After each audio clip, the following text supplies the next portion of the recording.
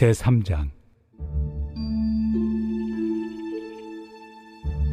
우리가 다시 자천하기를 시작하겠느냐? 우리가 어찌 어떤 사람처럼 추천서를 너희에게 붙이거나 혹은 너희에게 받거나 할 필요가 있느냐? 너희는 우리의 편지라. 우리 마음에 썼고 무사람이 알고 읽는 바라. 너희는 우리로 말미암아 나타난 그리스도의 편지니 이는 먹으로 쓴 것이 아니요 오직 살아계신 하나님의 영으로 쓴 것이며 또 돌판에 쓴 것이 아니요 오직 육의 마음판에 쓴 것이다. 우리가 그리스도로 말미암아 하나님을 향하여 이 같은 확신이 있으니 우리가 무슨 일이든지 우리에게서 난 것 같이 스스로 만족할 것이 아니니 우리의 만족은 오직 하나님으로부터 나느니라. 그가 또한 우리를 새 언약의 일꾼 되기에 만족하게 하셨으니 율법 조문으로 하지 아니하고 오직 영으로 함이니 율법 조문은 죽이는 것이요 영은 살리는 것이니라. 돌에 써서 새긴 죽게 하는 율법 조문의 직분도 영광이 있어 이스라엘 자손들은 모세 얼굴에 없어질 영광 때문에도 그 얼굴을 주목하지 못하였거든. 하물며 영의 직분은 더욱 영광이 있지 아니하겠느냐? 정죄의 직분도 영광이 있은즉 의의 직분은 영광이 더욱 넘치리라. 영광 되었던 것이 더 큰 영광으로 말미암아 이에 영광 될 것이 없으나 없어질 것도 영광으로 말미암았은즉 길이 있을 것은 더욱 영광 가운데 있느니라. 오늘 말씀 보시면은요, 우리가 다시 자천하기를 시작하겠느냐? 우리가 어찌 어떤 사람처럼 추천서를 너희에게 붙이거나 혹은 너희에게 받거나 할 필요가 있느냐 말하고 있습니다. 당시 고린도 교회에는 많은 자들이 찾아왔습니다. 특히 이제 강사로 오는데 추천서를 가지고 왔다라는 것이죠. 사실 그 당시에 철학자들의 문화입니다. 자신의 어떤 추천서와 이력서를 자신이 들고 다녔어요.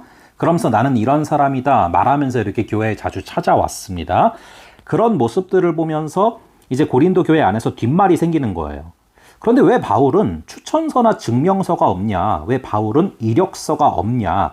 이런 말이 나오는 것이죠. 그래서 바울이 말하기를 우리가 다시 자천하기를 시작하겠느냐? 우리가 어찌 어떤 사람처럼 추천서를 너희에게 붙이거나 혹은 너희에게 받거나 할 필요가 있느냐 말하고 있습니다.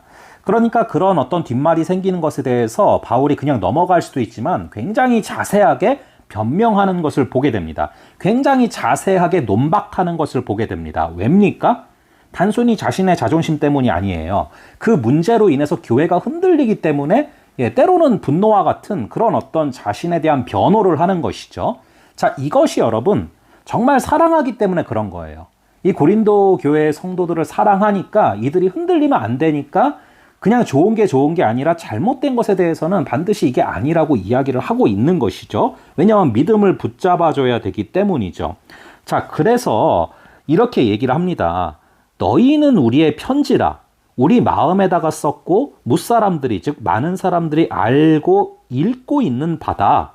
그러니까 그런 뒷말에 대해서 말을 하는 거예요. 내가 추천서가 뭐가 필요하냐? 나 바울이다. 그리고 너희가 추천서가 아니냐? 너희가 추천서 자체 아니냐? 굉장히 사실은 뭉클한 말이죠.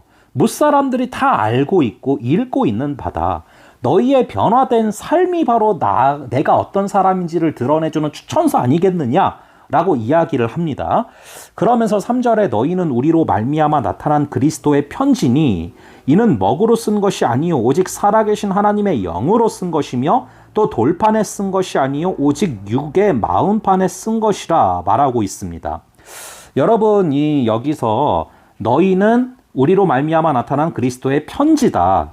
여러분, 우리가 그리스도의 편지다라는 거 여러분들이 꼭 기억해 두셔야 돼요. 굉장히 중요한 말입니다.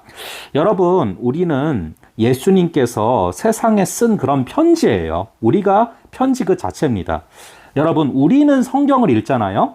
근데 세상은 성경을 읽지 않고 우리를 읽습니다. 우리는 성경을 읽고 세상은 우리를 읽어요. 세상은 성경을 읽기 전에 우리를 통해서 하나님이 어떤 분인지, 우리를 통해서 이 성경이 무엇인지를 읽으려고 한단 말이죠. 그래서 우리가 그리스도의 편지라는 것입니다. 그런데 우리가 그리스도의 편지인데 이것은 하나님의 영으로 쓴 것이며 또한 우리의 마음판에 쓴 것이다 라고 말을 하고 있습니다. 여러분, 이것은 이 바울이 에스겔서 36장 26절을 토대로 해서 쓰고 있는 말인데요. 이렇게 나와 있어요. 또 새 영을 너희 속에 두고 새 마음을 너희에게 주되 너희 육신에서 굳은 마음, 즉 말씀에 반응하지 않는 그 마음을 제거해 버리고 부드러운 마음을 줄 것이다. 그러할 때 율례를 행하게 된다라고 말을 하고 있죠. 이 구절에 근거해서 성령께서 너희의 마음에 편지를 썼고, 그래서 우리는 예수님께서 세상에 쓴 편지 그 자체다라고 말을 하고 있는 것입니다. 여러분, 오늘도 세상은 우리를 읽기 때문에 그러한 어떤 책임감을 갖고 또 한 걸음 한 걸음 걸어가야 하는데요. 5절에 보시면 우리가 무슨 일이든지 우리에게서 난 것 같이 스스로 만족할 것이 아니니 우리의 만족은 오직 하나님으로부터 나느니라. 여러분이 이력서를 갖고 다니는 사람들, 이것은 그냥 자기 만족이잖아요. 그래서 스스로 만족할 것 아니냐. 근데 우리의 만족은 오직 하나님으로부터 난다 라고 말을 하고 있어요. 그러면서 6절에 보시면 그가 또한 우리를 새 언약의 일꾼 되기에 만족하게 하셨으니 율법 조문으로 하지 아니하고 오직 영으로 함이니 율법 조문은 죽이는 것이요 영은 살리는 것이라. 여러분, 굉장히 중요한 도식이 다시 한번 나옵니다. 율법 조문은 죽이는 것입니다. 율법은 우리의 욕심을 자극하고요. 욕심이 잉태한 즉 죄를 낳고 죄가 장성한 즉 사망을 낳습니다. 그래서 율법 조문은 죽이는 것입니다. 그것을 이야기하고 있는 것이죠. 그런데 영은 살리는 것이라 바울은 또 강조합니다. 여러분, 생명의 성령의 법이 죄와 사망의 법에서 너희를 해방하였습니다. 로마서 8장 1절과 2절에서 말하지 않습니까? 바로 그 성령의 법이에요. 성령이 우리를 살립니다. 생명의 성령의 법입니다. 이 성령의 다스림을 받을 때 우리가 사는 것이지 율법의 다스림을 받을 때 사는 것이 아니라는 것이죠. 여러분, 성령의 다스림을 받을 때 사는데요. 성령께서 충만히 임재하셔야 생기는 게 바로 의예요. 의는 하나님과의 올바른 관계입니다. 여러분, 이 의는 오직 성령의 지배를 받을 때 생겨요. 그래서 우리 성령 하나님이 가까이 와 계시고 그 성령 하나님의 친밀한 관계 가운데 이 성령 하나님께서 무엇이라고 느끼실까, 지금 이 상황 가운데 어떤 마음을 갖고 계실까, 이것을 정확하게 인지하기 시작할 때 우리는 성령의 충만함 가운데 의, 즉 하나님과의 올바른 관계가 회복되고 그것으로 말미암아 우리는 살아나는 것이죠. 간절히 바라기는 여러분, 우리가 그리스도의 편지이기 때문에 성령의 지배함을 받음으로 말미암아 오늘도 생명으로 걸어가며 우리는 성경을 읽고 세상은 우리를 읽기 때문에 세상에 그리스도의 향기를 전하는 그런 하루하루 되시기를 또 간절히 바랍니다. 잠시 기도하겠습니다. 아버지 하나님, 오늘도 우리가 너희는 그리스도의 편지다. 너희는 그리스도의 편지다. 하나님의 영으로 쓴 것이며 오직 마음판에 쓴 것이다라는 그 마음을 다시금 새겨봅니다. 아버지, 우리는 성경을 읽으며 살아가지만 세상은 우리를 읽고 있습니다.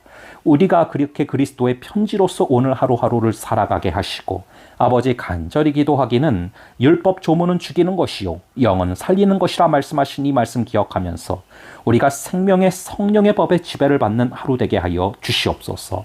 성령이여 나의 부족함 가운데 충만히 임하여서 아버지 하나님 주님과의 올바른 관계가 회복되게 하시고 그렇게 의가 회복되게 하시고 그것이 우리를 생명으로 이끄는 역사를 오늘도 허락하여 주시옵소서. 우리가 그리스도의 편지로서 오늘 하루도 걸어가는 곳곳마다 그리스도의 향기되는 역사를 허락하여 주시옵소서. 감사드리고 이 모든 말씀 우리 주 예수 그리스도의 이름으로 기도합니다.